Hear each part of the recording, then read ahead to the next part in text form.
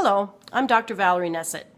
Dr. Van Scoy asked me to produce a short video, short being the optimum word, I will remember, about information behavior, a topic that I've been pursuing since I first started my PhD in 2002 at McGill University in Montreal, Quebec. At that time, I was very fortunate to study under Dr. Andrew Large, who is now retired, but at the time was considered an expert in what we called then information-seeking behavior and information retrieval, especially in relation to young adults and children. One of the things that we have has come about over time is the dropping of the seeking part of information behavior. Because information-seeking behavior, although it at that time covered the same topics as information or subtopics as information behavior, information-seeking behavior, the title really has a connotation of just the search process as being important. And I want to give to you some definitions of information behavior that I found when doing my dissertation. And the first one is from Gary Marcianini in 1995, a process in which humans purposely engage in order to change their state of knowledge. Pettigrew, Fidel, and Bruce in their Arist article of 2001, the study of how people need, seek, give, and use information in different contexts, including the workplace and everyday living.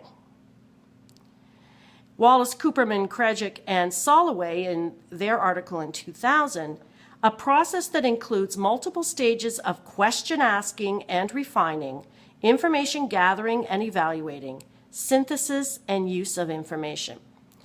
So you can see, as these three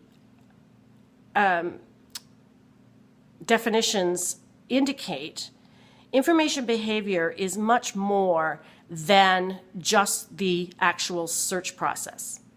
Information behavior covers many, many subtopics, including looking at the patterns of behavior in order to produce models. Information behavior often, scholars in this area often produce models in order to help users to better exploit information resources and information systems. Now remember, information systems, when we talk about them, we almost always think of electronic systems.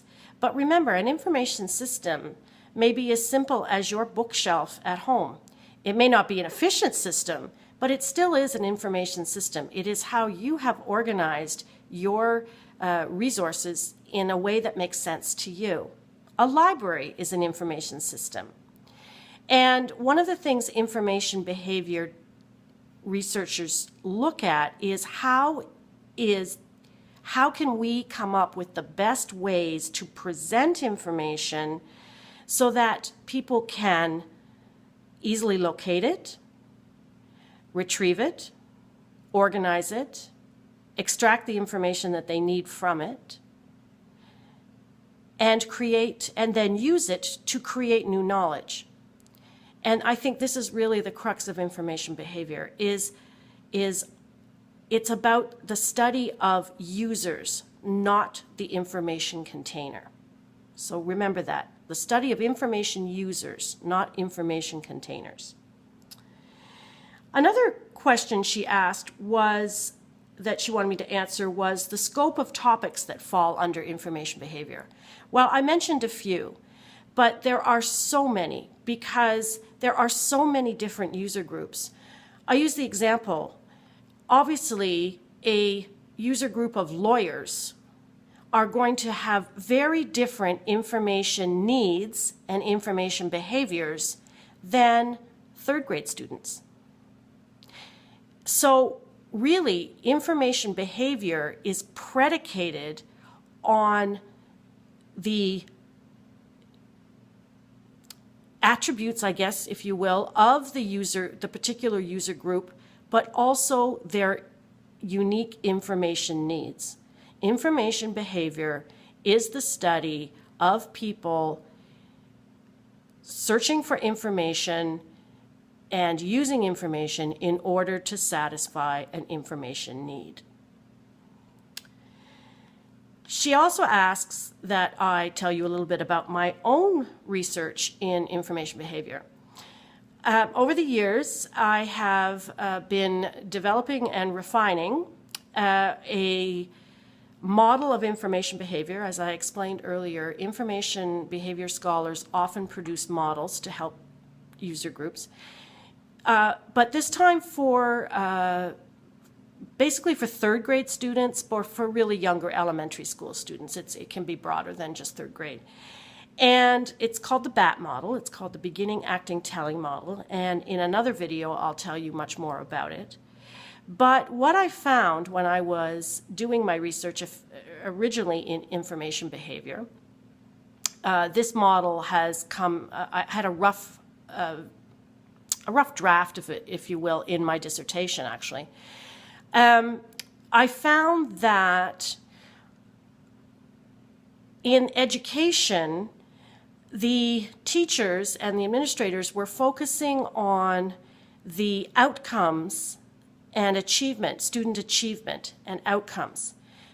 But they weren't really looking at, and the processes of instruction in order to help the students to better achieve.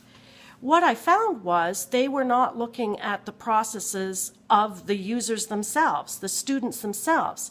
Well, this is where information behavior comes in, because this is what we look at. We're a very process-oriented area of information science.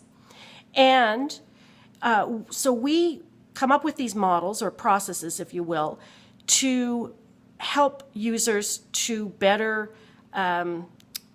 go through the information process. I'm sure you've heard of Kuhlthau's information search process being really one of the first and I would say most comprehensive to date of information seeking models. But in any case, so this is where we as LIS professionals can come in and help and collaborate with educators in helping them with the users and understanding their actual users so that they can design instructional strategies. So all that to say is my beginning acting telling model actually incorporates many aspects of from LIS in its process, but also from information literacy instruction from education. So I see that information literacy and information behavior research can really benefit each other, and put together and combined really presents a much more holistic picture, if you will, because not only are you looking at instructional practices, but you're also looking at these instructional practices and how they affect the users and how the users can affect or influence instructional practices. So that's what I'm looking at. I'm continuing on in that. I'm also doing a lot of work at UB actually with the Chief Information Officer.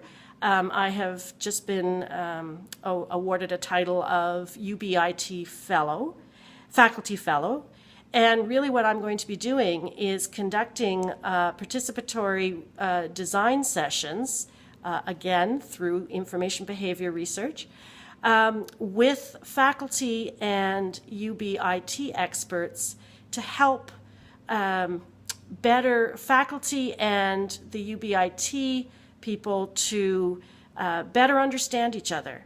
That's another thing with information behavior. We're kind of like translators. We can help the information system designers and the information users. We can help them speak the same language. We can get them into the same room and around, and this is what I'm hoping to do with these participatory design sessions.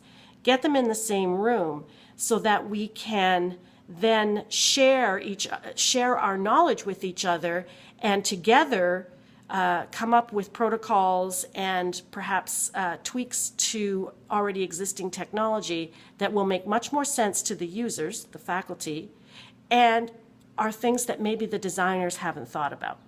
So that's what we're going to be doing. So what are some interesting or cutting edge areas of information behavioral research in your opinion?